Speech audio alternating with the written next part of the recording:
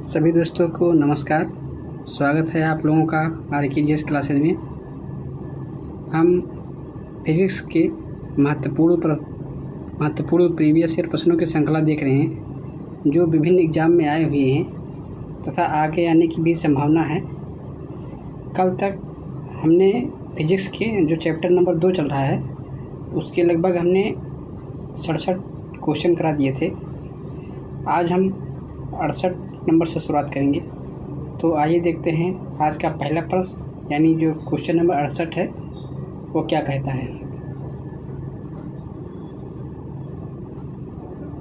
बल का गुणनफल है यानी जो बल है उसका गुणनफल क्या होगा।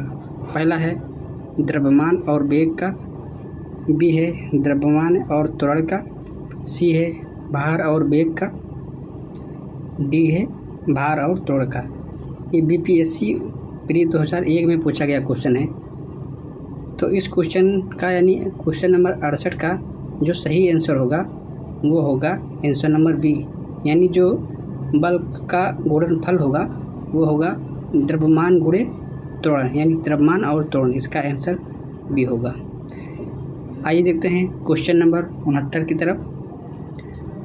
ऊर्जा संरक्षण का आशय क्या है। ऊर्जा संरक्षण का आशय है कि इसमें बताना है कौन सा सही है। ऊर्जा का सृजन और विनाश होता है, बी है ऊर्जा का सृजन हो सकता है, सी है ऊर्जा का सृजन नहीं हो सकता है परंतु विनाश हो सकता है, डी है ऊर्जा का ना तो सृजन हो सकता है और ना ही विनाश हो सकता है। तो ये भी एमपीपीसीएस प्री 2000 में पूछा गया क्वेश्चन है। तो क्वेश्चन नंबर 69 का जो सही आंसर होगा वो होगा आंसर नंबर डी, यानी जो एनर्जी होती है यानी ऊर्जा, उसका ना तो ऊर्जा को ना तो सृजन किया जा सकता है और ना ही विनाश किया जा सकता है। तो इस तरह इस क्वेश्चन का जो आंसर होगा वो होगा आंसर नंबर डी।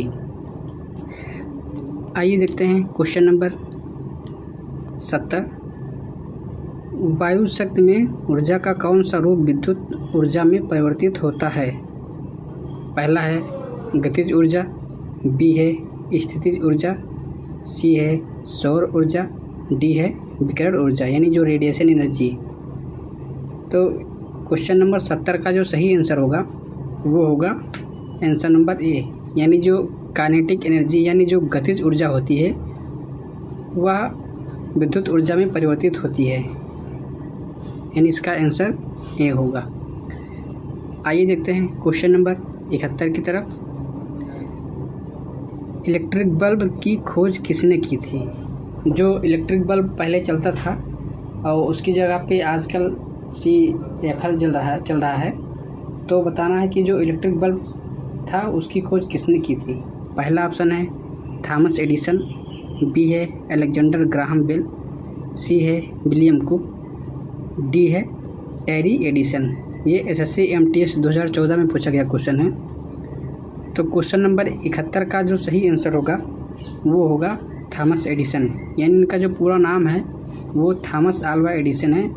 इन्होंने बचपन में ही बहुत सारे प्रयोग किए जिससे बाद में इन्होंने बल्ब की खोज की, यानी इस तरह इस क्वेश्चन का आंसर ये होगा। आइए देखते हैं क्वेश्चन नंबर 72। घड़ी में स्प्रिंग में भंडारित ऊर्जा होती है, यानी जो घड़ी होती है तो घड़ी में जो चाबी लगी रहती है उसमें जो ऊर्जा भंडारित रहती है वो कौन सी ऊर्जा है। पहला है गतिज ऊर्जा, बी है स्थितिज ऊर्जा, सी है ऊष्मीय ऊर्जा, डी है रासायनिक ऊर्जा। ये SSC टैक्स असिस्टेंट 2007 में पूछा गया क्वेश्चन है।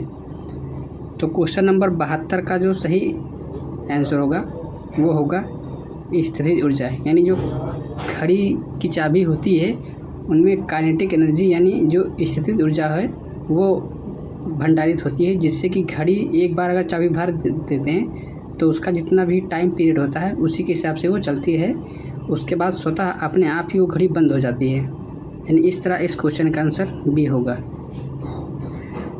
आइए देखते हैं क्वेश्चन नंबर 73। निम्नलिखित में से किससे एक स्नेहक यानी लुब्रिकेंट के रूप में भी प्रयोग किया जाता है। पहला है क्यूप्राइट, बी है ग्रेफाइट, सी है हेमेटाइट, डी है क्रायोलाइट। तो क्वेश्चन नंबर 73 का जो सही आंसर होगा वो होगा आंसर नंबर बी, यानी जो ग्रेफाइट है उसका प्रयोग लुब्रिकेंट के रूप में भी किया जा सकता है, यानी इस तरह इस आंसर का बी आंसर होगा। आइए देखते हैं क्वेश्चन नंबर 74। निम्नलिखित में से कौन सा बल क्षयकारी है? यानी जो क्षयकारी बल होता है, इसका तात्पर्य है कि क्षय मतलब होता है उस बल का मतलब नाश हो भी सकता है। तो पहला है गुरुत्व बल, बी है घर्षण बल, सी है स्थिर विद्युत बल, डी है चुंबकीय बल। ये भी एसएससी सीजीएल 2012 में पूछा गया क्वेश्चन है। तो क्वेश्चन नंबर 74 का जो सही आंसर होगा वो होगा घर्षण बल, यानी जो घर्षण बल होता है वो एक क्षयकारी बल है। तो इस क्वेश्चन का आंसर बी होगा। आइए देखते हैं क्वेश्चन नंबर 75।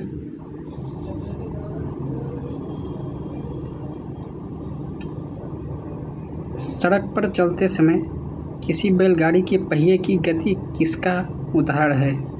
पहला है दोलन और घूर्णन गति का, बी है दोलनी और स्थानांतरीय गति, सी है स्थानांतरीय और घूर्णीय गति, डी कह रहा है केवल स्थानांतरीय गति।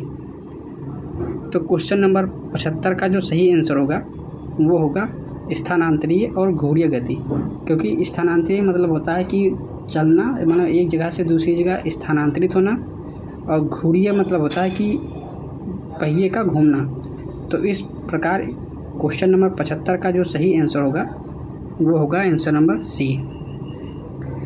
आइए देखते हैं क्वेश्चन नंबर 76 की तरफ। फ्रिक्शन कोण और रिपोज कोण निम्नलिखित में से किस रूप में होता है? फ्रिक्शन मतलब घर्षण कोण होता है। तो पहला ऑप्शन है एक दूसरे के समान, बी है एक दूसरे के समान नहीं, सी है एक दूसरे के समानुपातिक, डी है इनमें से कोई भी नहीं। तो इस तरह क्वेश्चन नंबर 76 का जो सही आंसर होगा वो होगा आंसर नंबर ए, यानी जो फ्रिक्शन कोण और रिपोज कोण होते हैं वो एक दूसरे के समान होते हैं, यानी ये समानार्थी होते हैं। इस तरह इसका आंसर ए होगा। आइए देखते हैं क्वेश्चन नंबर 77। पहिए में बॉल बेरिंग का काम होता है, यानी जो पहिए में बेरिंग लगाई जाती है उसका काम क्या है? पहला है घर्षण को बढ़ाना, बी है गतिज घर्षण को बेलन घर्षण में बदलना, डी है स्थैतिक घर्षण को गतिज ऊर्जा में बदलना, और डी है सुविधा के लिए, मात्र सुविधा के लिए। तो क्वेश्चन नंबर 77 का जो सही आंसर होगा वो होगा आंसर नंबर बी, यानी जो पहिए में बॉल बेरिंग प्रयोग किया जाता है वो प्रयोग किया जाता है गति को घर्षण बेलन को बदलने के लिए। आइए देखते हैं क्वेश्चन नंबर 78।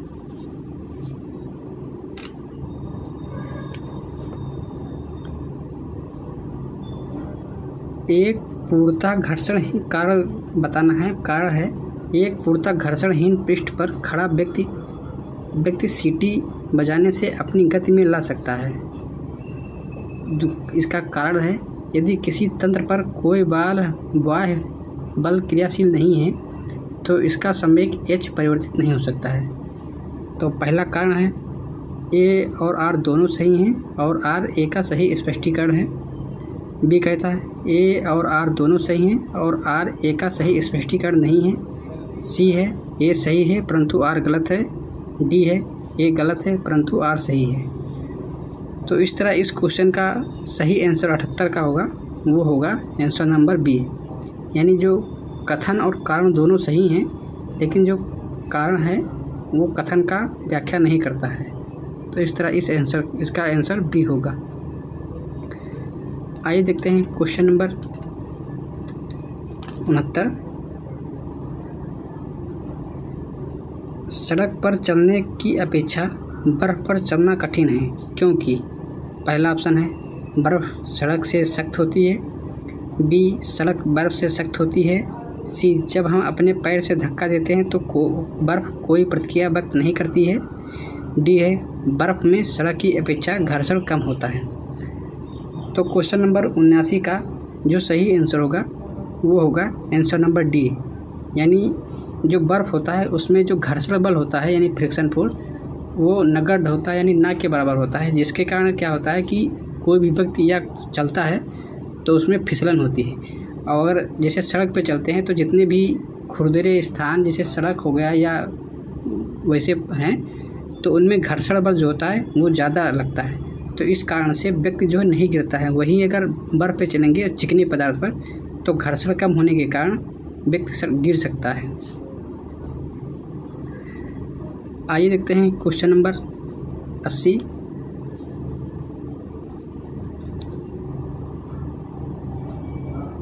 निम्न कथन पर तथा उससे निकाले गए निष्कर्ष पर विचार कीजिए तथा बताइए कि कौन सा निष्कर्ष सही है।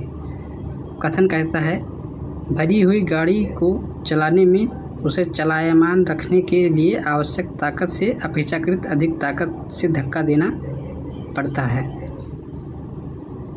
तो इसका निष्कर्ष है किसी चलायमान वस्तु का भार कम होता है। बी है प्रारंभ में पहिए फिसलने लगते हैं। सी है एक बार गाड़ी चल पड़ने के बाद घर्षण कम होता है। डी है अभ्यास से निपुणता प्राप्त होती है। तो क्वेश्चन नंबर 80 का जो सही आंसर होगा वो होगा आंसर नंबर सी।